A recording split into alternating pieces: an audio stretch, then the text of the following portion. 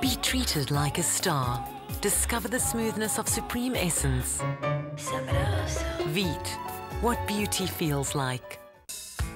We caught up with 5-time Grammy Award nominee James Blunt last week. He hit the Cape Shores as part of his Some Kind of Trouble world tour and shares more on love, life and music.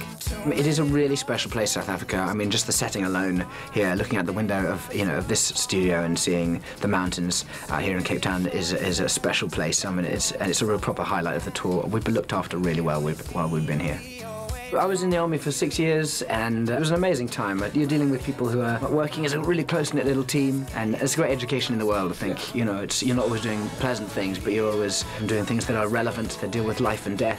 And when I was in a war in Kosovo in '99, I saw a group called Doctors Without Borders, and I thought I was doing a tough job, but instead these guys were always ahead of us, always without the kind of security that we might have had, and they were doctors in their teams who were saving the people who really suffer in those environments, which is the civilians. And I thought they were a most amazing group, and I always said, you know, I'd love to work with them later in life, and luckily enough now I can. We try and raise funds for them whilst we're on tour and raise awareness for them in interviews and things, and they're really worth checking out. After graduating from his army-sponsored place at Bristol University, he retread his father's and grandfather's footsteps into the force and ranked captain. The army deals with life and death. Nowadays, I'm in the music business, which I love its purity of music and the communication I get on stage with both my band and our audience. And as a band, we're a close-knit little team who vibe off each other, and we're lucky to do what we love. And you know, if you're doing a job that you love, it's a pleasure to get up and do it every day.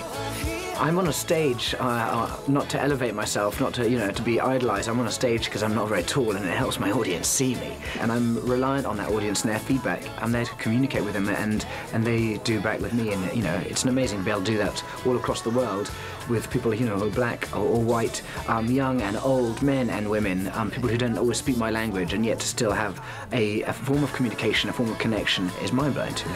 Conversations are limiting. Music is how James captures and shares his memories, and since day one his parents are his biggest supporters. Yeah, I wouldn't say I was forced into music, but my mum was good in the sense that I was at school, you learn stuff at school. I loved the sport that I could do there, but she said, come on, you should do something artistic or creative as well, and so I took up the piano.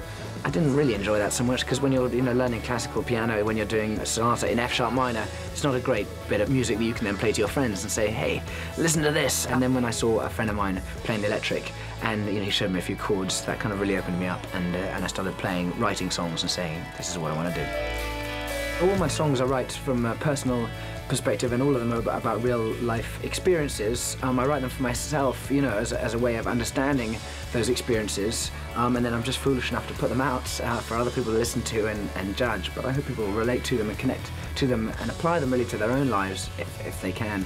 Back to Bedlam was an innocent, naive album. That was its charm, perhaps, and then All the Lost Souls was a darker album about perhaps life outside the army, instead in the more commercial world. And yeah, Some Kind of Trouble for me is one. It has more hope, more optimism in it.